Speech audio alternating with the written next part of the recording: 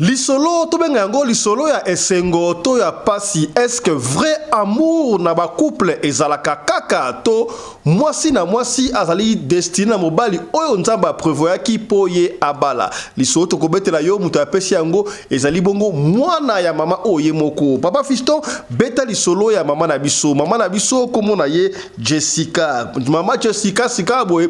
Papa na biso komo na ye Xavier. Kasi mobali na ye liboso komo na ye Yann. Qu'est-ce qui s'était passé les Kambouya passe ya somo. Mobali ya mama na biso ya liboso komo na ye Yann.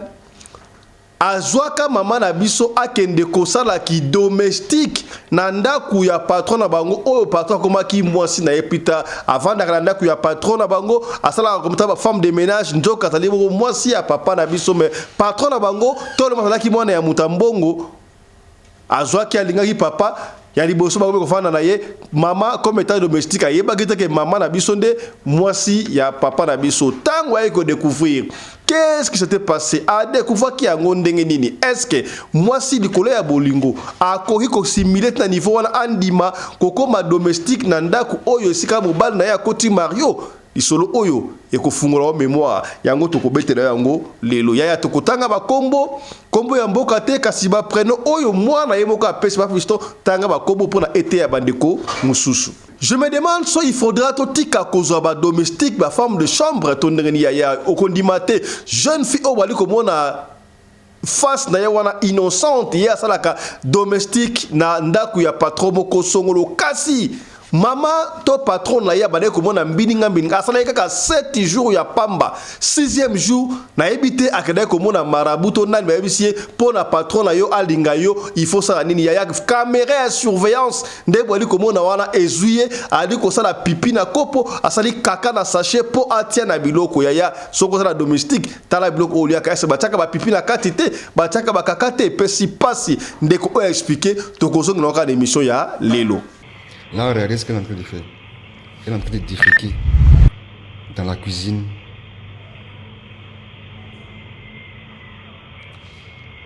Et vraiment, je ne veux pas vous dire ce qu'elle va faire avec ces excréments, mais bon, vous imaginez en même temps. Hein. Je tiens à préciser que cela se passe en Côte d'Ivoire, dans une ville de l'intérieur. Voilà, elle a fini maintenant. Elle va vérifier s'il n'y a personne. Et apparemment, elle a fait ça dans un sachet. Donc tranquillement, elle va emballer le sachet doucement. Dieu seul sait ce qu'elle va faire avec ça. Insécurité na ville province ya Kinshasa bat son record. Je crois que Chabani mwana mboka oya koti ministre intérieur kotala makambo oyo to kei bongo na commune ya Barumbu et pa wapi ba voleur armé bali kokotela batu ya ba koti ba na miluki donc ratissage maison par maison, porte par porte, ba koti ba kati ba buki ba bimi ba keiti ba keko suka bongo na bar o bengaka GK. Passie là dans reportage. Tokomi na insécurité moko oyo tokoki même pas ko imaginer. Tozala visiter plus de 15 criminels ba kotela nga na ndaku vers 2h du matin to sentir makelele na lopango. Le temps tozo bima ba vitre nyonso ya portail déjà ba si ba buki ba forcer porte ba koti. Bazalaki lourdement armé. Nouveau ministre de la justice mwana mboka Constant Omar na misala eko sala poso Sisabidimbu misala ezali komona na a visita ki bongo hôpital ya prison centrale ya Makala et puis la cuisine tala ba soanaka ba prisonnier ndenge nini ba prisonnier bloko baliaka bala ba ngona ba condition nini boyebi ke prison Makala esala maki pona ko ya bongo 1500 détenus ya Pamba kasi ba koma plus de 15 000 d'ailleurs ba travailleurs ya prison ya Makala ba cadre ya prison ya Makala ba lelisa ki lokole todo senga désengorgement ya prison kaka ndenge ba détenu ba évoquer ba magistrat ba do sala musala bien te prison etongama pour la 1500 détenus lelo toza na plus de 15 000 détenus.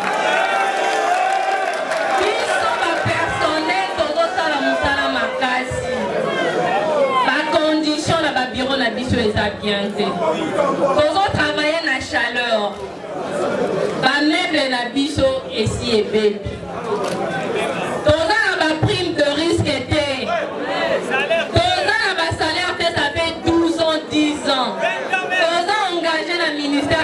depuis 2011. Mais nous avons salaire. Makambo ya ba pasteur oyo ba misobenga mo ba pasteur toloba te nali komituna est-ce que gouvernement a ko créer ministère te ya ba église oyo surveiller ka ba église ya tala makambo toloba te pasteur azali ko sokola elongi na likolo ya ba Kristo ya tina niveau oyo ngala oki mutu koso ya tokozongi na ka émission ya lelo. Tu vas rester avec moi? Oui. Tu rentres plus hein? Non. Ben ouais. Et puis tu me promets, tu as pu manger la semoule. Donc il faut qu'on l'ait sauté. Promets-moi non. Mais si tu veux rester, il faut boya semoule foufou. Oh là là. Ah boya bolingo likola semoule. Non, mon Dieu, c'est grave. C'est grave.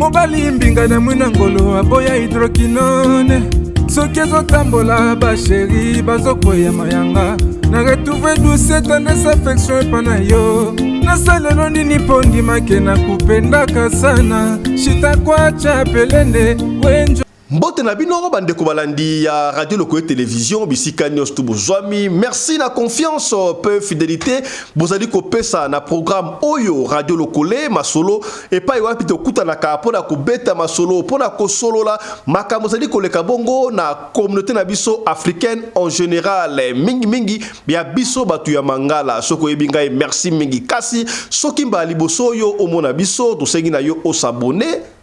Soki s'abonner, kobosa na te ko fina bongo cloche ya notification pona orataka ba programme na biso ata soki mu kete. Komo na ngai Fiston Pelende tata ya Sedek. Ozolanda biso, ozali na Malawi, ozali na Guinée équatoriale, Guinée Bissau, Guinée Conakry, na Sénégal, na Suède, na Namibie, na Angola, na Éthiopie, na Turquie. Et pas ya papa Jean-Marie Botenayo na États-Unis d'Amérique, na Luxembourg, partout na France, na Belgique, na Kinshasa, tala émission na bino yango yo e bandi na bara chaque fois ya masolo o to betaka awa to inventaka yango te.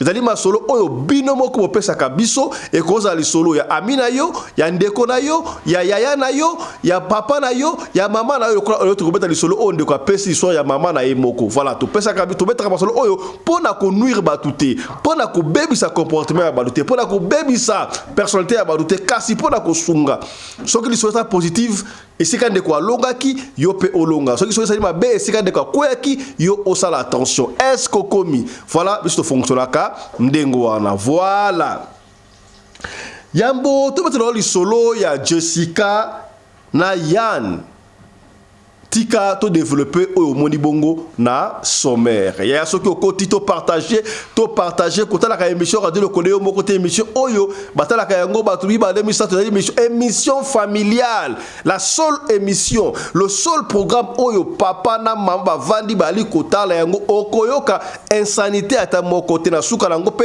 osimbi quelque chose est-ce que komi pour awa ezala ka pembe na pembe awa solo na solo matonge ba marakuja sika awa solo na solo soko la vérité awa royate est-ce que comme c'est que bien voilà ya to ko bana image oyo batendinga yango et comme viral na réseaux sociaux et pesinga i passe ya kosakana te oui c'est vrai to yebi ke bande ko mususu ba kenda ke la cité ba sana ba étude moins faible topé ba zwa ki chance wa te ba parents ba na mbongo te cela veut dire pas que ba go travailler te alors ba sana ba misala ya mike oyo pona ba petit peuple lokola ba domestique weka misala ya ko komba ba venir consort et ça dit pona ba oyo ba zo ki chance te ya ko kene beti de bilay mblay soki ozo ki chance ça beti bilay c'est bon mais de comme peut-être par manque de parents même si les parents basali par manque de moyens azo ki chance wana te ba pesa ba ngo chance wana ko sala banda ko ya batu et ça mi sala moko noble kasi totalaka et pesi batu ko banga ba vidéo bima marque na marque comment est-ce que ba domestique ba to ko beta bana ba sala mabe kasi vidéo oyo pesi ngai mutu ko so ya Chris balancer vidéo to mona déjà wana to mona wana jeune fille oyo bozomona elongi na ye yango wana azo apparaître innocente okoyeba te ke mutu oyo akosala makambo oyo nayebi te nani akosaki ye. Eske marabu nde balobi nganga to nani to papa na ye to mama ne on ne sait pas. Yaya na cuisine ya patron nayebi te patron mwasi oyo engagaki ye abandé ko kabiloko solo ya kaka abandé ko kabiloko bien te goût ya ba urine to on ne sait pas. Maman oyo a préféré qui a ta caméra partout dans la couleur tina kati ya ndaku yaya yo sala ka boulot ya domestique weka oyebite batela onini kuna tango a placer caméra wana nzoka tala makambo oyo ya moni bali ko mona wana domestique oyo nzoka asala ka pipi na kopo asali kaka na sachet ate yango pembeni wana pare donc toko épargner yo pona ba image mususu ataka yango na biloko ya kolia ya patron abandi musande bomona ye wana ça fait kaka 7 jours ya pamba jour en bosso ya avait rien deuxième troisième quatrième cinquième sixième jour nde ayaki na ateblo asali le wala cérémonie passe yaya wali ko sala boye pona ndini patron alinga yo makasi toni balobi ayaki na objectif il paraît aboto la patronne na ye mobile akoma mobile ya kolo ndaku yaya yo ye musala to ye koluka libala au moins comment est-ce que beaucoup bébé c'est la bande comme sous cop na bango passe ya kosakana te landa reposa ndeko o to épargne yo na ba côté o eza sensible ndenge ba osala kaka ndenge ba osala pipi koso soko na besoin ya image wana ndenge yali 5 na privé to pe kene na radio le collé gold mamba bande ko ya radio le collé gold mamba mbote na bino deuxième anniversaire la chaîne Nabino et ça le 9 juillet. Est-ce que bokomi? Est-ce que bosololi yango? Kene na radio le collé membre d'or au komona image wana et ko pesa yo posa ya kolela. Nga epesa nga posa ya kolela ya. Tana ndenge quoi expliquer et bon tozong. Bonjour chers amis, j'espère que vous allez bien. Là, je vous présente une vidéo venue d'une anonyme. Voilà, la personne n'a pas voulu se faire connaître, mais en même temps aussi, elle voudrait exhorter, elle voudrait sensibiliser les uns et les autres sur les pratiques occultes de certaines de nos servantes, des personnes qu'on laisse dans nos maisons pour partir au travail. Donc regardez là, elle est en train de faire pipi dans un gobelet et Dieu seul sait ce qu'elle va faire avec ce pipi là. Soit c'est pour mélanger dans la sauce ou bien... Bon, imaginons un peu. Donc voici ce qu'elle est en train de faire. Vous-même vous voyez. En fait, il faut dire que la dame a placé des caméras dans la maison. Et ça, c'est avant que la fille ne vienne. Hein. Voilà. Et la fille est là depuis près de 10 jours. Et c'est le 9e jour que la dame s'en est rendue compte. D'après ce qu'elle a dit, elle dit que la fille s'est fait passer pour une fille Koyaka. Or, à l'origine, elle est malienne. Elle est en contact avec un marabout qui est au Mali là-bas. Et ce gars lui dit... Si tu vas dans telle maison, fais ci, fais ça, et comme ça, tu auras soit le mari de la dame, soit l'argent même de la dame. Là, on la voit revenir, elle va nettoyer tranquillement, pour ne pas qu'on s'en aperçoive. Vraiment, toutes nos excuses pour les images, mais bon, il faut montrer aussi pour vous sensibiliser. Là, regardez ce qu'elle est en train de faire. Elle est en train de déféquer dans la cuisine.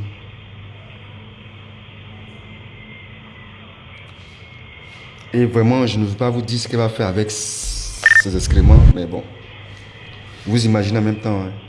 Je tiens à préciser que cela se passe en Côte d'Ivoire, dans une ville de l'intérieur. Voilà, elle a fini maintenant. Elle va vérifier s'il y a personne. Et apparemment, elle a fait ça dans un sachet. Donc tranquillement, elle va emballer le sachet doucement. Dieu seul sait ce qu'elle va faire avec ça.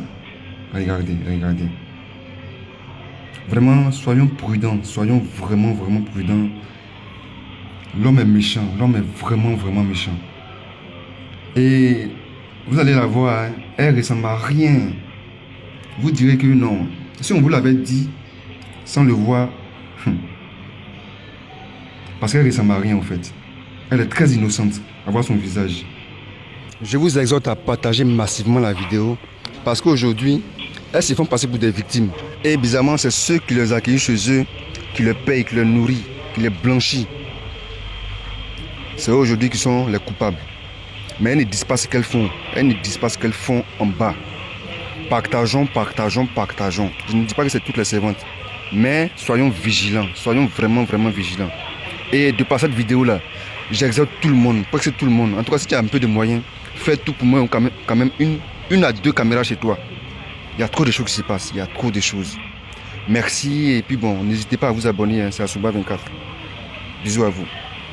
Les vidéos initiales sont très longues, mais on a voulu juste vous montrer l'essentiel.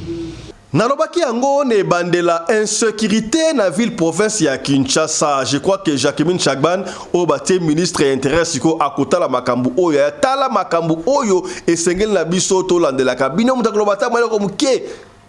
Moi la biso senga lobika to lomi passe ti sika boaza porter disparu mais tala siko ya ba voler à main armée et commune à Kinshasa lokola maseki soki po sakani ba papio ba betu ya kosakala des opesa pasi ya kosakala te ya ba bandi ba koti bongo na commune ya Barumbu ya ba koti ba bandi vol à main armée bazokota porte par porte ba koti a ba jubilo ko ba junior surtout ba kei ba sisi ba koti ba voisin ya boza po voisin boki dane ba otaki ba voisin kuna biki après bango tokoya et puis bakoya baki ko sukse na bar o ekena nsango na bana ya bumbu mbote na bino bana ya bumbu no surtout na bar o bengaka GK landa reportage ba de kona biso ya Kelbourg qui ça sa makambu insécurité autre lobakite tolobi ekomi eloko mususu insécurité na commune ya Bumbu pardon bolukela yango kombo babutu nyonso population ya Bumbu baza kolela mutu akokipe bango aza te insécurité ekomi komata na vitesse moko non bolukela yango kombo bakonzi la police kutunkara bazokipe te po population kolela na bango na matoi na bango lokola makelele ya ngungi bango apopoli balbengani nzinzi po butu nyonso bazali kozwa visite ya bakriminel bien minduki lokola na butu ya lelo ezalaki opesi mbwa boyi population bavanda kaka boye 2h du matin lokola awa na avenue Lungwani famille oyo bayoka kaka bu bakomi obeta porte basutuka boye bayaya baforsa porte bakota na kati kokota bakota na kati nde babandi sandroma babandi premier soin bakati porte à chambre au machette emwangani bakoti na kati babandi kofuye botala mama oyo ya 3e âge azalaki bongo traumatisé babotolie mbongo bazali kosala neti baboma ye basuki wana te bakiti na direction ya dal Matapol botala bino moko na veninge ba visiter lisusu famille oyo ba botoli ba telefone bazwi biloka ndaku batiki ndaku terrain bale kokamwa bongo kolongwa na bango wana basuki wana te baye kokoma na kata bar oyo jeka ekenda sango batindiki babuki bakota na kati bafuya batu nyonso tina gishe bazwi mbongo nyonso ya deju bateka ya masanga kokamwa balongwe kuna bazongi na lupango oyo bozali komona esika baye bakota kaka boye nzoka nde na lupango oyo bazalaki na Barça eza mbwa oyo bozali komona Barça bandi oganga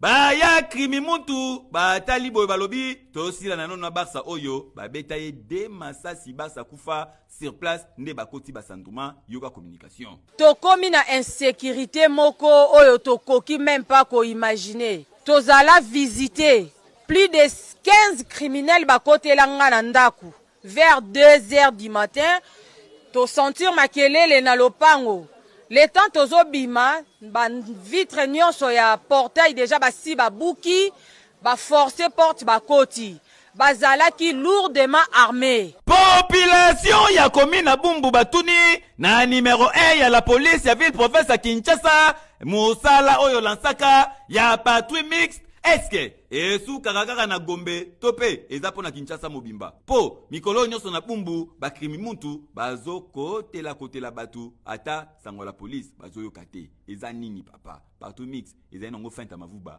kaka na TV nde toomona sur terrain boy wapi yango tokolika ke awa ba changer ministre ya justice après que ba signo fort déjà ya kina mbwa ekoso mwana mboka Constant Mutamba azali kolembate azongi les cette fois-ci kotala prison ya makala hôpital oyo ba détenu bakendaka est-ce que baswanaka bango très bien bon atalaki pe sous cuisine est-ce que balambelaka ba prisonnier ya makala biloko très bien na ba condition nini baliaka ba prisonnier ba s'exprimaki balobaki oyo c'est la carte na bango d'ailleurs boyebi yango prison ya makala esalami pona eyambaka kaka 1500 détenus au plus sur leki kasi lelo ba commande plus de 15 000 ataku tout ba cadre ba responsable ba travailleur ya prison ya makala bango balobi non ça de trop cela veut dire quoi ba magistrat ba ali ko sala musala bango te alors constat mutamba définir ki yango ba magistrat oyo ba okangaka ba arbitrairement mbaloyo boko ziaza lokola mbongo ya kala landa imajo. Ok, c'est bon. Comme dans le monde, on va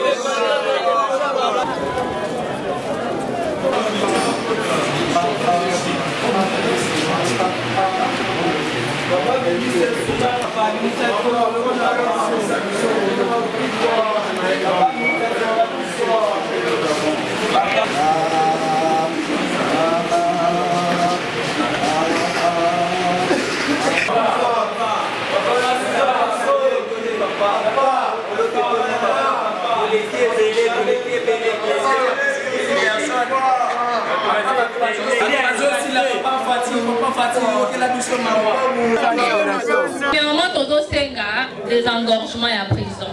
Quand on va détenir, va évoquer, le magistrat va donner la moussala diente. Prison est au moins pour 1500 détenus. Les lots on a plus de 15 000 détenus. Ils sont pas personnels pour donner la moussala makasi. Par condition, le bureau n'a pas été diente. Pour travailler dans la chaleur. Ba meuble na biso esi ebebi. Toza na ba prime de risque était. Toza na ba salaire te ça fait 12 ans, 10 ans. Toza engagé na ministère de la justice depuis 2011. Mais toza ka salaire te. Lelo évasion est na prison na kufi ba na na ko la bango. Salaire à mukie baninga bazozo. Prime de risque toza raté. Papa, nous autant de la biso problème na biso. Il y a salaire. Salaire les hommes que papa terme sous. Papa, santé ça bien té. Papa, finga biso. Yaya toloba te makambo ba pasteur yango bande comme so benga ba pasteur ba de so benga ba fonctionnaire à Vienne Zambé. Yaya. Na ba chaque fois ba yango parmi les faux, il y a le vrai. Là je salue en passant apôtre Charlie Moubiala, apôtre SPP à tendance, apôtre Oyaliko Samba la Batiaya, na musika, okozwa ifata na musika pa apôtre Charlie Moubiala, obi qui ba témoignage et ça les gens, to ce que lo bayangote, ya pamba ya ofelete. Ya papa, ya pardon, ya ofele, ya mbongo te, ya pamba, apôtre Charlie Moubiala. On a un problème, besoin à l'Osambo, bengra, biso ko en contact na pasteur to apôtre Charlie Moubiala, akobo de la pona bino na bosanité, apôtre Mosal Nanzambe, apôtre Chico Apoam, na push ministry, pray until something happen. Bango kuna ministère de délivrance yaya. Kuna soko okozwa délivrance sambelati eloko moko esalema. Est-ce que komi mbote na yo apôtre Apoam na mama, on est ensemble. Merci beaucoup na bosani binote, on est ensemble. Mbote na yo Prophète Ali Joe depuis Kinshasa yango ekendaka ndengo wana ya tala ba image otayi komona. Comment se fait-il que pasteur yo pona moto abika guérison ozwa aussi mai lokola ngana zui mai ya la femme a taille d'une tige spaghetti boye.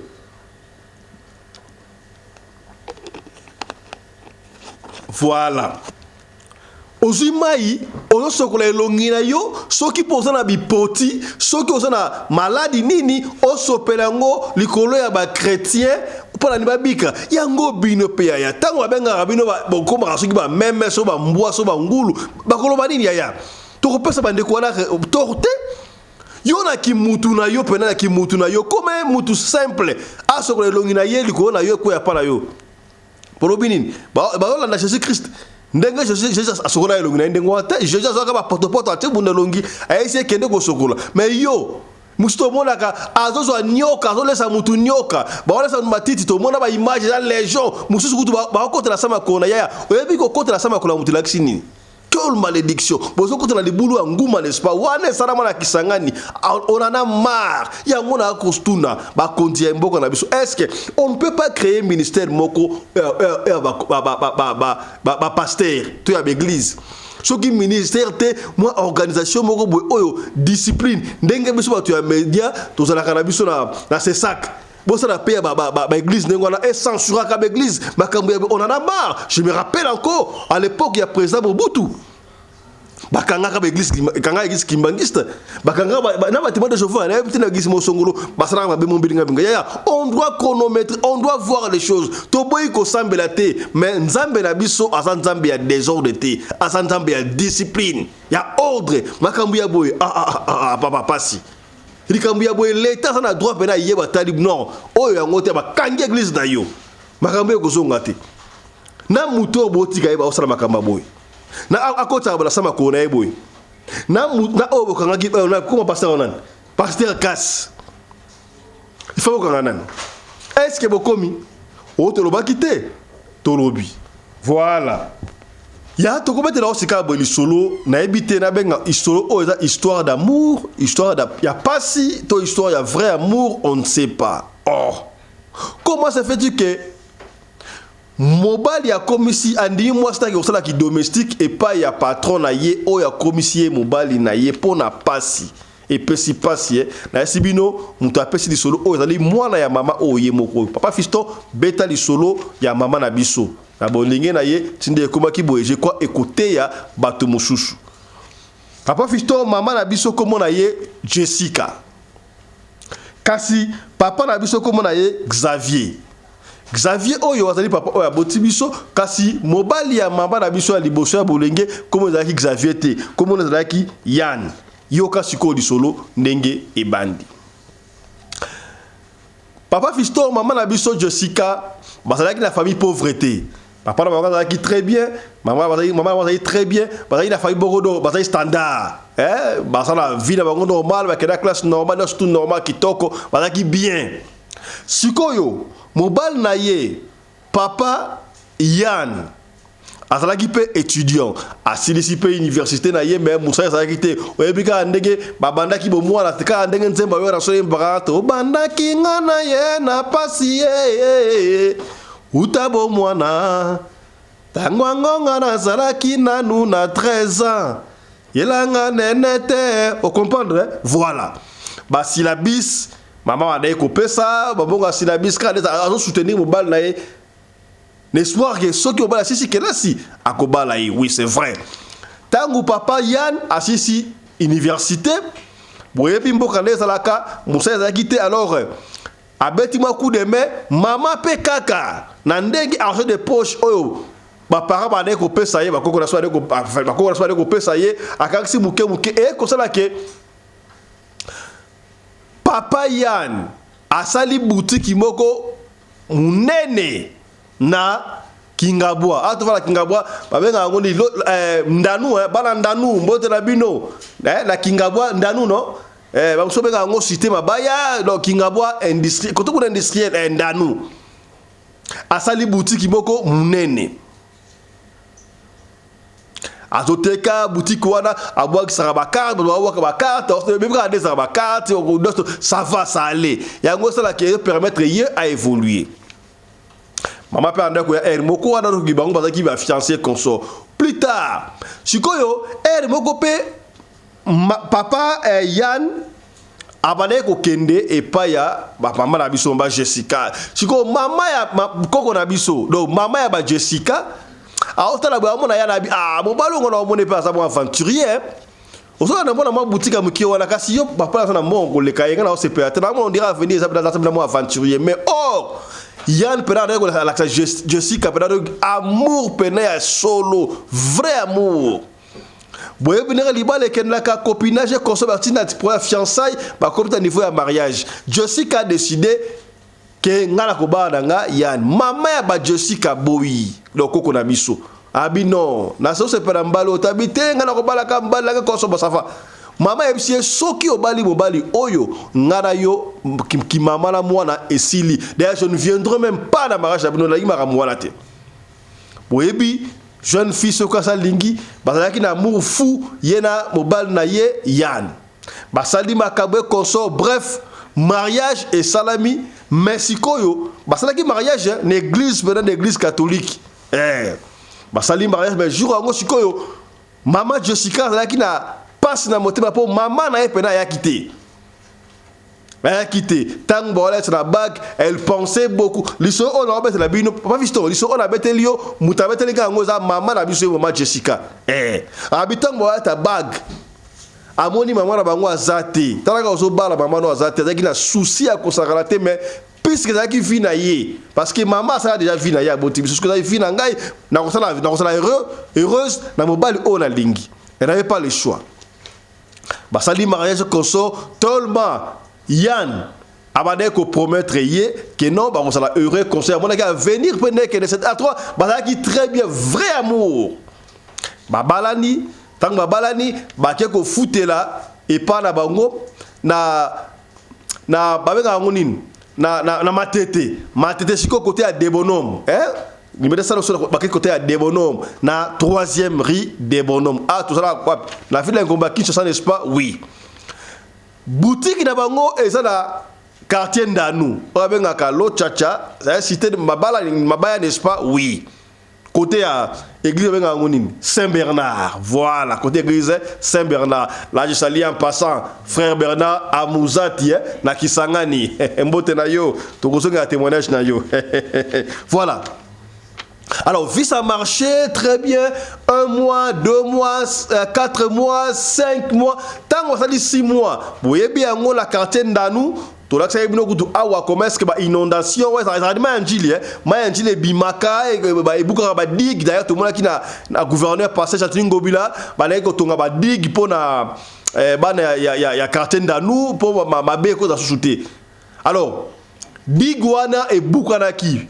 Mayanjil et Bimi et Tondi Kuna bana ya Ndandu bayebi je salue en passant mbote na bino tout vieux Fulgence mbote na yo Mamale et Meka Yutarbi est-ce que komi c'est que bien on est ensemble mbote na yo voilà tangu Mayanjil et Bimi et ça dit que ravager banda Kuna et Tondi na boutique ya mobile ya maman Jessica Yann et Tondi Mike donc c'est à dire que peine par du foutu et baby parce que sinon moyen il a pas récupéré vieux comme misérable donc nyo sopene beba quelque moyen donc irrécupérable bazongi parce que sinon moyen ka mwanda mu bazaki na ngwana kolia ba fouti ndako 1 mois 2 mois difficulté et koti. Jessica pas na bango bazalaki na moyen bon bazalaki standard c'est kibino awa moyen pe akende ko senga aide et pas maman na bango ezate po bazo ko ate mama ya kikuta na mariage té abaki so mbali wala bosalanga siko difficulté kende alors Jessica brebika moi so lingi mbali na ezalaka na bolingo ya mobile na ye akamno on va mourir on va être là pour le meilleur et pour le pire t'as la vrai amour est-ce que vrai amour existe encore ya ngwane pa ya Jessica bota ba j'aime ko bota na biso ba j'aime bino mona papa fiston bino mona papa Sedek ça ba j'aime Maman beno fandi autant l'émission, pas porter l'émission, autant la kana yo, mais on s'abonne dans mon pécaraté. Ayo bon papa c'est qui vraiment. Tia j'aime ko, tia j'aime s'abonner, tout partager aya. Peut-être les solo sungi te beko sunga de komoko songolo et sikamoko pakala kaka so qui au partager. Combien? Voilà. Tellement de difficultés comme qui sikoyo Yann mobali ya Jessica, mobali ya maman na biso, alobi vraiment boutique eux bana ko aider biso. Moi ekoti bon, ils ont pu récupérer leur ami mais ça n'allait toujours pas. Trop ça sikonde en tout cas ngai natanga que là ça sala assisa na ba benga une gestion financière hein, voilà. Il faut là que ne koluka musala la koluka plamo le kola Kinshasa awa nga esimbi susuti. Alors je dois aller na Lubumbashi ou Antanche na kende na Lubumbashi na ebi ami mo kuna awanda proposer nga musala konsola ke na Lubumbashi je peux essayer quelque chose au Simba mais Lubumbashi on kende ata RN ezati boyebi a comment la difficulté à maner comment c'est ba carte chaque fin du mois ce qui est mois sauter donc alors les gens ont compris bah tu anda nous ba comprendre que non voilà ils a faute na été ba mon kenda console voilà le ko la paie banque ça rabilinga il y a pas de souci.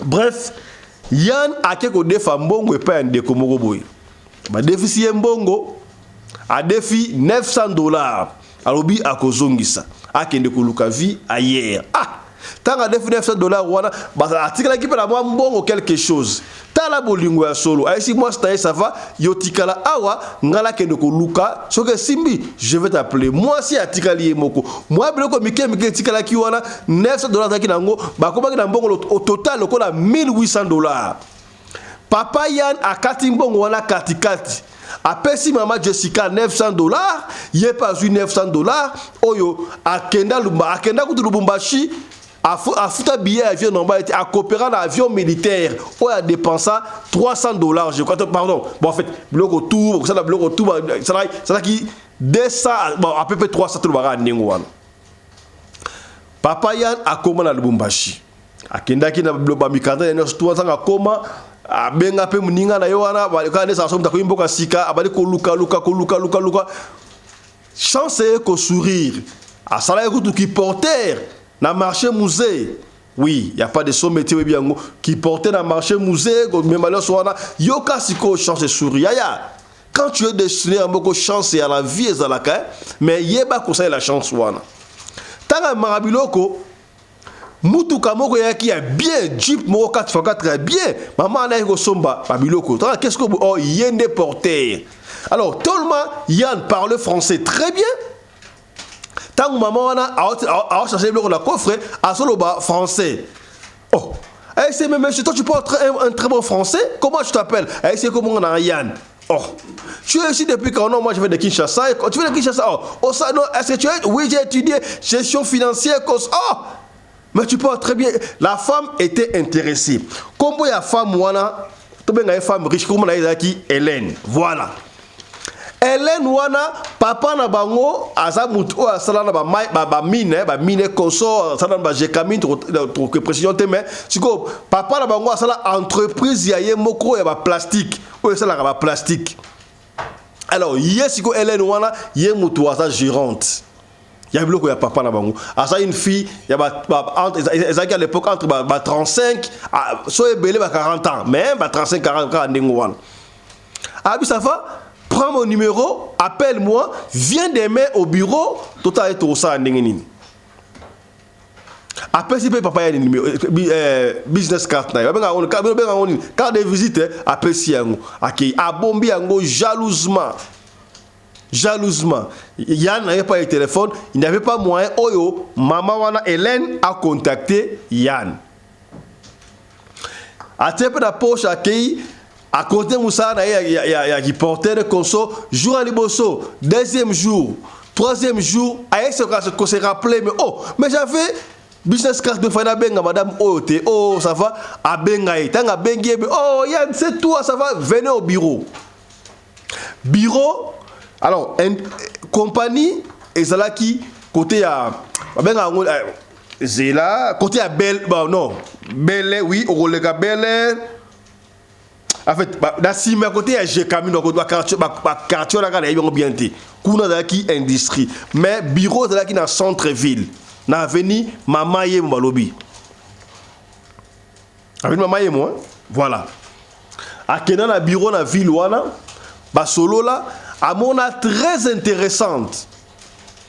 Vraiment, Yann était intelligent et conso. Et ça dit que bien ça va. Ça va. Ok, pour moi, awa, est-ce que oyebi ko poussa, on a yebi ko poussa, et ça tombe très bien. Toi là le chauffeur oyo asala nini akumbaka ngai. Mbala mo ba embaucher Yann comme état chauffeur. Compagnie de foutaille, salaire combien? $250. Ah, ça va viendre. Au moins que en tout cas vie ça là. Boyebi Yann na Jessica bengalaka alors Jessica Yann a un problème, il y a téléphone na ye ateka ki alors Jessica ya téléphone c'est ce qui fait que mutu ya bengaka mingi ezali Yann pour fa bengaka Jessica pour Jessica ba téléphone té ele kindingwa ba continuer moi liboso tanga salaire à liboso mbala moka sombi téléphone AFC oh Jessica en tout cas la jour musala moko boye ça va sombi téléphone muke tota nzambe ko bongisa ba bandiko chaque jour ba sola Jessica moi snaye ba sola Jessica moi snaye alors tout le monde il était intelligent ya quand tu es intelligent tu es intelligent hein? Il y avait un jour rapport moi fallait ba ça la rapport tout le monde il y a qui close et pas ya patron rapport au basala ki wana yetanga jango et ça qui va comme oblo oya tangela kelasi Yann makambu oyo Yann atangela kelasi tango atali yango Yann est parvenu à corriger erreur boy là qui wana a corriger en temps atali oh mais moi ça mais mutu oyo ça très intéressant a bongisi yango atali mais toi tu ne mérites pas d'être comme ça. Est-ce que je peux t'inviter chez moi? Voilà c'est quoi Hélène la patronne. Moi, il y a boss, on est responsable, il y a compagnie. Parce que je peux t'inviter pour un dîner, il y a Nanda Kunanga. Parce que Hélène Wana, il y a un quartier golf. La golf. Ndako Bounene, il y a un papa, ça va. Yoshiko patron a invité au bout. Ndimi Malamoka, il a promis un dîner, ça va.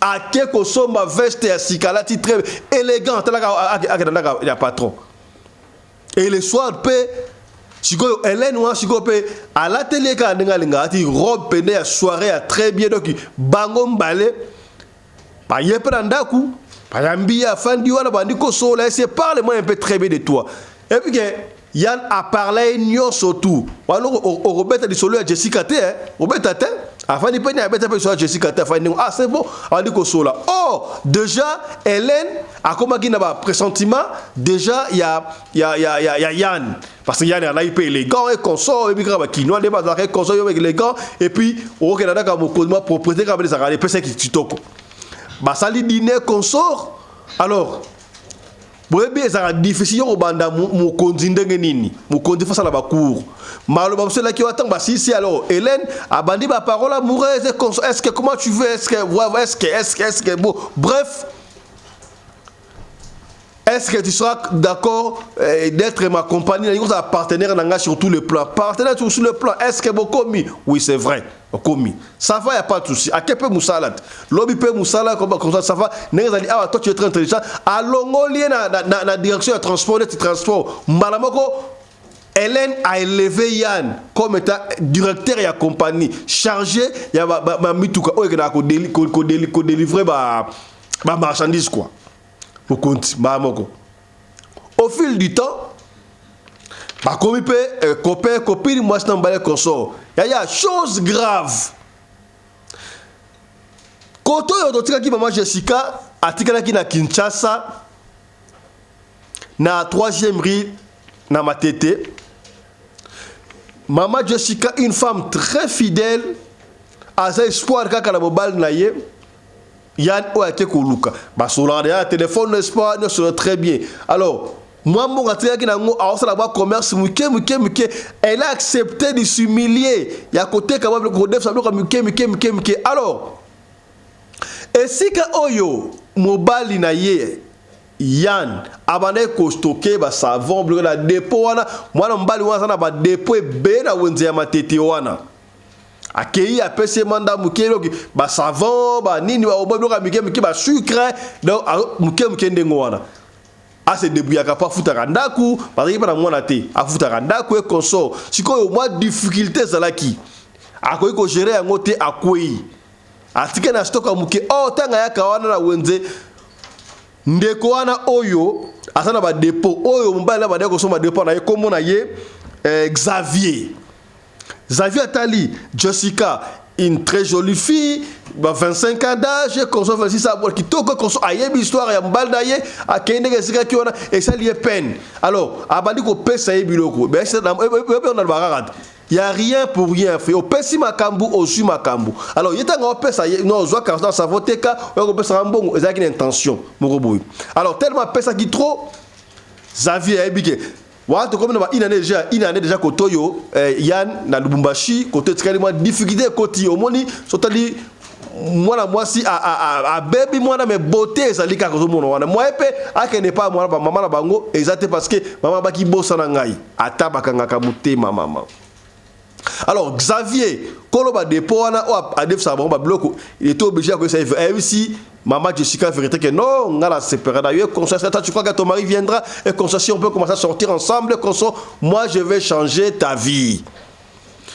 Maman Jessica fidèle qu'elle était à jamais moi je me marie à quelque luka pona ngai akoya un jour côté on a Lubumbashi Yann a comme sikoyo moi mobali ya patron d'accord la patron ça va elle morutu après mariage et salamaki ya ko sakalate ya kafu mutu pa ko yeba azate ba balani et consort elle morusko Hélène akenda su musate mobali mtakomi ko gérer ba en tout cas vie pena de luxe ndako ya luxe vie pena c'est bon pendant que le quoi salamaki ndengo wana oui juste comment Yann avait un peu oublié sikoyo mwana mwasi wana abosalaki atini la susu mwasi na mbongo te akomi focaliser ka côté focus kaka na Lubumbashi mais jeune atini le mora 2 fois $200 et puis il n'a plus envoyé a ben rappel souté à viner koto moi si koto elle s'inquiétait est-ce que mobali kuna problème elle a été ton difficulté à kosakanate. Alors elle avait plus de choix et là on dit non ngai si ko fala landa la Lubumbashi parce que c'est ma famille mobali nanga ya c'est ma famille il est tout pour moi na éviter il est en danger ton ngai il faut la kende ko lukaye mbongo pas que Lubumbashi ezate elle n'avait pas le choix. Koto mobali koto via luxe au sakanate à Bossani, il roulait même carrosse déjà. Il pas d'ailleurs pour cette carrosse déjà ça va. Maman Jessica a kendaka ka pas tonton Xavier wala ba dépôt. En tout cas, tu sais pour Xavier ebaki Yann. Namoni ça fait quelques mois, quelques temps, mobile nanga so benga te a pas de souci, c'est comme s'il est en danger. Est-ce que moi ezate odef sanga mbongo na sala nyo stock ba Lubumbashi na lukaye mais je vais te répondre. Je vais te répondre. Na ko restitution mbongo wana.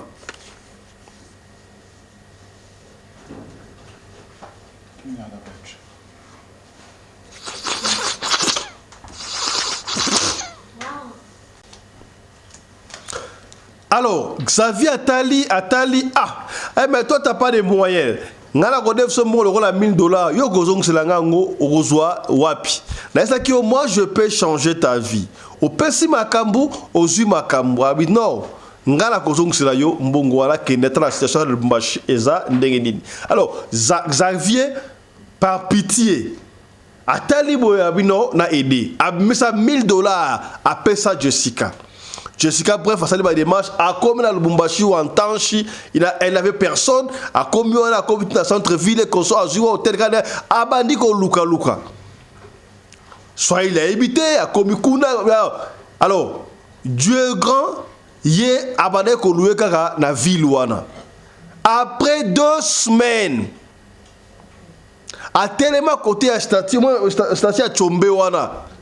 A mona mobali na ye Yann azoko kota quelque magasin mo peut mener ba à l'époque cinéma que c'est d'habitude ko tourna azoko kota wana a benga Xavier Atali boye a mona Jessica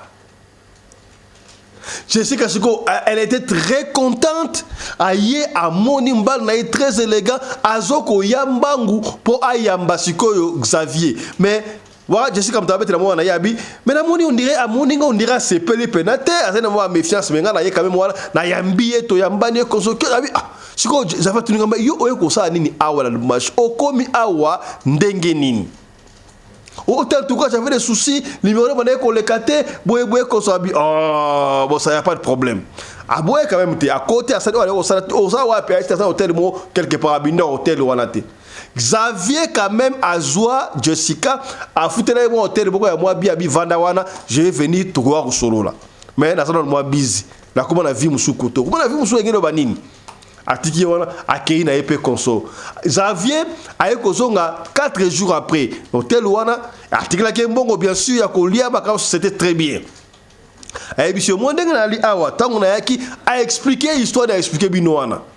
A expliquer a bio moni fizaki difficulté obinga dinga ko bingi mostanga j'avais pas le choix ta la patronne nanga bo kana expliquer bino siko des ali awa kutu na ndima ko sala mariage na ye. Ngala ko ba gérer ndengwana mais ngala l'espoir que nakangisa mbongo nazonga na Kinshasa to banda vio siko ye awa et puis si difficulté et puis si impasse ko sakate na to sa nini bon ndengazali awa est-ce que choix monsieur Zate na ko tiko pe musikate yo il faut on di makaka oya na ndako sera na fandaka mais ngala ko esa mwasi na ngai kuna to ça la besoin ya domestique. Bon ça ndaku yo fo ya ndaku wala ovanda ka wala mais comme étant ofa lokola domestique mama to na choix téléphone di mapo to awa na zwa ba mbongo e bongo to zonga ah Jessica raisonna tellement ngamba na bi a pas un problème andimi ça va faut la convaincre kuna tangu sa fille ki na ndaku a convaincre siko Hélène talaboye bon Hélène a vu c'est une bonne chose il y a pas de souci ça va. Azu est aïe na épée aïe sur la maman Jessica ça va domestique yeyo ba traité peut très bien ba pêcher siko et ba domestique ba pêcher siko chambre ya sima enda ko annexe ta sima afin de rakuna alambaka asokola ba vitre masiko wala maman Jessica ndo ça sa moi na ye ngana osokola ba vitre na osokola ba sai na zo lela mais mobali anga ya ko ndima na ko maintenant niveau ndenge nini est-ce qu'on pouvait pas supporter souffrance oyo tant o asali azui mbongo to zonga na so ya Kinshasa ngala ko na so dinga subuete so mbali na nga ye aofa na nga mwandambu kwaka na ba vita mwasi oyo azat o nga mwasi na ye aofa na nga mwandambu akekunda yakela na ka munene ngala na ko to ngamo mbali na nga awa ezo pesa nga mutu ko so moite qu'est-ce que je dois faire la situation na sala ki 6 mois abino moi je ne peux pas rester comme ça je dois dire la vérité. Je dois dire la vérité. Jour mususu kaka Yann ake musala mama ele na kina ndaku Jessica tanga okomanda okuna yi mama avana to solola. To solola nini? Yoza domestique non to solola ça va alinga yokai. Abadi ko expliquer. Omoni Yann asa mobile nangai ngana domestique te tala boy abetelie film nyoso tu ya. Est-ce que Jessica sala ke rare to ndenge nini yo kaliso ya tilanga ba jem de cela ngo lengi taba jem to ko batina suka nta pesi solo oyo mwana ya Jessica yemoko tango abetire ndengo wana Hélène n'en revenait pas à claquer biso vraiment moi bana preuve so baki aza mbal na yo. Maman Jessica a tambola qui n'a pas certificat de mariage, n'a pas photo, n'a pas caméra, soit dans on y est, bisoyo na mariage. Oh! Elle était très abattue. Ah bi ça va, promiate. Alors, si vous avez oza mwasi na ye va ovanda awa nanga ye essaye l'autre oza butu malamu expliquer nga makambo expliquer ngai. Il y a pas de souci. Si vous Jessica ABC maman Hélène ndena mona boy ngala ko fanda atena oluka moyen ngala kene na ngai na Kinshasa y a pas de souci. Maman wana Hélène abimisa $2000 a pesa et pas ya Jessica peut ko loba wana abi ça va pour me ati to ko arranger makambo y a pas de souci. Jessica zonga la chambre na sima avant na yepe normal nzoka Jessica ça il a plein tant assis wana zimbongo ndenga bima mutamona été akenda akofala quelque part dans hôtel pour aluka moyen azonga Kinshasa tangu sikoyo papa yana ye jour azonga ke avant aye sikoyo mbala moko aye tangu je ne sais pas que c'était passé que ça m'a habité mais maman Hélène sikoyo tangu momba era rozonga ya papa Yann et Koki maman Hélène kolonda akena ndako ya sima et pas ya Jessica c'est fort possible alinga kuna aso la sodi na on sait mais tant que kuna akuti que Jessica azate et considère donc papa Yann aye alekino na sima akende komona Jessica akoti kuna fungonda ko akuti siko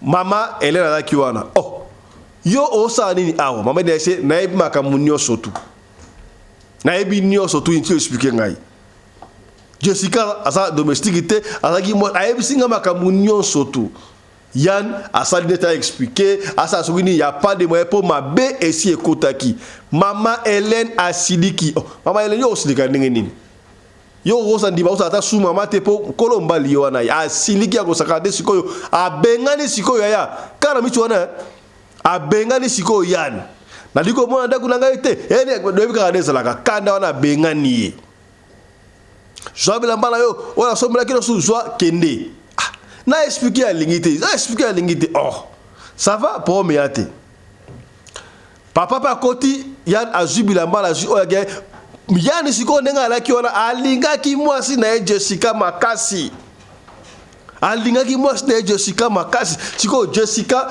na zongi masima wala ta zometela mwana abiti tabadi ko kanta siko makam o mama na biso ya biso kingai gena mobala za aventurier akosu kusoma be konso na badi ko kanisa makabutu mama na ko prendre conseil on ah mama za ki na raison ngafana zonga na gesenga ka mama na biso pardon ba bengani ndengo wana asalaki mwa plus d'une année déjà araki na ma saving awale ko mama katuku bianza bakata nkembo ça va o bana ko bomba o pa zakina ndako wana azu yango ina pas le choix babengani ndengo yaki obimi ndengo wana yaya Mario na bayeye yo pona nini yo okota ki Mario ata mwasi fa basa na mbongo parce yo koluka moyete kufana na ndaka basite omoni yo gigolo babenga ngoma nani ba ancien bogar yo ofala na ndaka mwasi na neni o mwasa papa na wana na mbongo yo babali yo mwasa yo bala mwasa bali ofala ndaka mwasa ba kubenga lo kola mbwana 0R omoni moni yane ba benganie ça ba benganie a mesana ki déjà vie à luxe wana a quelque hôtel mo quelque part Lubumbashi wana a sali une semaine hôtel wana mais sala ki na mbongo na ye mwasi na ye Jessica akangi téléphone remonta a sali makamtu bref a Kinshasa so Kinshasa tanga ki wana a quelque senga pardon et pas maman la bango maman ko boya mwana été alimbisi mwana na ye maman tout ça la skono non en tout cas talanga ibo talanga boy tangu sikoyo azongi a defa ki $1000 batukuna a bengi sikoyo tonto wana Xavier en tout cas Xavier na ye boy ngana fanda ka boy sika boy ça va ya kozwa $1000 na oh ozongi $1000 wana Xavier pe asu butuka na a kete para bango so fanda ka akuta solier tanga solution a betere sikoyo Xavier histoire a bête Xavier histoire talaba comme la kutu Xavier ça qui nini mama na ça qui nini a $1000 wala a pesa Xavier ça va vite $1000 wala na pesa ki na boule ya ozo sa te na kabela kiyo na yeka na mona sika ofandaka azongi na yepe abi non $1000 wala ça va yaka na pesa yo ba carton savo ba sac ya sukal ba saidi o continuer business na yo. Ce qui était bon. Azongi pe abandi moi commerce na yetango sikoyo abandi moi commerce moi à côté kaka na bosal pangu na bango na basukali ba savoka des akala pona aluka moyen de vivre. Koto na Lubumbashi Yann akangisi bambongo no surtout a epe Kinshasa sikoyo akoluka sikoyo nani neni moya ke ne pa na bango ezate po mama na bango alinga kaite akesika bana ko vanda amoniete. Asalaki pratiquement 3 mois mon akaite. Alors, na tangu ye Jessica yaki na makaba mona ki kuna aibike Yann atikali na liba asa bali kuna abali mutu ya mbongo mwana ya mutu mbongo donc c'est fini pour na yeka ndingo na asingma pardon azongi en bon terme. Tanga okene kozwa savon ma marchandise et pas Xavier c'est ngala sepela kana yo ngala zana moi si tabat na ligne de la vie ensemble mais maman Jessica a boudara kaka alors Yann et nani Xavier a beti contour sur que pas maman ba Jessica a sonné maman Jessica talanga linga ka Jessica et tala Jessica zo linga bon ça va bref maman a ko convaincre Jessica andimi siko tonto wana Xavier basali mariage babalani tangu babalani sikoyo bati ba photo na Facebook na ba Facebook et Instagram ka sikoyo nani ayeko mona sikoyo Yann ayeko tani ayeko mona ndengo wana aluki mais Xavier peut-être la rose akeko Lucas ko Xavier yozu moi nangana si toi tu es malade ce n'est plus ta femme toi tu as préféré te marier avec une reine une princesse moi na Lubumbashi konso tu as abandonné ta femme ce n'est plus ta femme c'est maintenant ma femme Yann a sala nyonso tout à la siko na Jessica Jessica toi tu t'es marié pourquoi tu as fait ça là c'est que na keko luka na Lubumbashi moi on a coûté na ngwana j'avais pas le choix il fallait que ndima yo ça na no erreur oyeko panzaga surtout tu crois que si moi je t'aimais pas na linga ki ko fa anda kwana na linga ki ko fa anda parce que o linga ki olia o mela o ça d'ailleurs jour un rendez-vous c'était pour tout ça la plan pour la nito que nazaki na mbongo na yaki nango déjà et voilà ce que toi tu m'as fait ozongi awa oyeko bala donc bidona Xavier oyo bobanda banda kala to ngeni. Oh non, je ne peux plus reculer. Des adiawa, nga ici na bali déjà kutu, na sa kutu na retard. Tala ndenge Yann bakabwana na mama Jessica yangoana. Donc nga na sali awa, na sali mwana ya papa Xavier. Donc toza misatu. Na sali mwana ya papa Xavier. Mobali ya mibale ya mama Jessica. Papa Fisto beta li solo oyo. Donc papa Yann tanga beti na solo solo wana na talabo est-ce que papa Yann wana asalaka la raison toi il a tort ndenge afungola ki vérité pa maman Jessica ezalaki asaki na raison toi il a tort papa Fisto na ebité tout non mandeko est-ce que eloko oyo maman Jessica sala ponga na ese ki maman Jessica sali mabe fala ko zela ka papa Yann akuyati tala siko ya ko zonga aki na mwaka tukubianza pona obanda vie ya promesa ki kana ko luka mais yo zaki pressé na vie to ndenge nini est-ce que yo siko ki solo oyo est-ce que maman Jessica ala ki pressé na vie to ndenge parce que ezomona ke papa Yann alinga ke na bolingo ya solo yepe alinga ki papa Yann na bolingo ya solo mais oyo amona ki kuna ya mona iloko la c'est fini ayeba ite za ki comp tala lisolo oyo et pesi mutu ko soit na ebité zali histoire d'amour ezali histoire de déception ça ini ngai mo pesi ngai mutu ko soit to répondre ba commentaire nanu to na message siko mwana oya Jessica habitu na batu siko maman o asala ke erreur maman na biso Jessica asala ke erreur to asala ki bon choix mais tout ça na biso bien na papa na biso tout ça bien heureux mais ngana monika pour yebo rabi na ebiti so na wrong na fala ki maman c'est la papa na liboso base na mais comment niveau on ne sait pas voilà la histoire il y a Jessica na Yann to ba nini papa Jessica papa Yann maman Jessica maman Hélène la riche na papa Xavier lisolo oyo isuki awa ezalaki mulayi mais c'est important ya ko betela bino yango alors tika commentaire na yo mo lisolo oyo ndenge nini so ezalaki yo olingaki osala nini. Merci Nabino Basso Bolandi biso ya soki lisolo o sepelisi tia j'aime partager yango partager soki sepelisi peut-être partager peut-être ko sungande ko moko songolo esika moko pakala yo mutota na biso soki ore na biso ko pesa lisolo benga biso ko mitungu samate soko biso te tika audio to kwanda audio to ko beta lisolo na yo kaka ne to beta yango soko tutanga kombo ne tutangi ba kombo Xavier awa ba Jessica to kutanga soki po boy tutanga kombo te to kutanga kombo te biso to fonctionnaka ndingo wana. Allez, portez-vous bien, santé de fer à tous. Chap chap et tchara.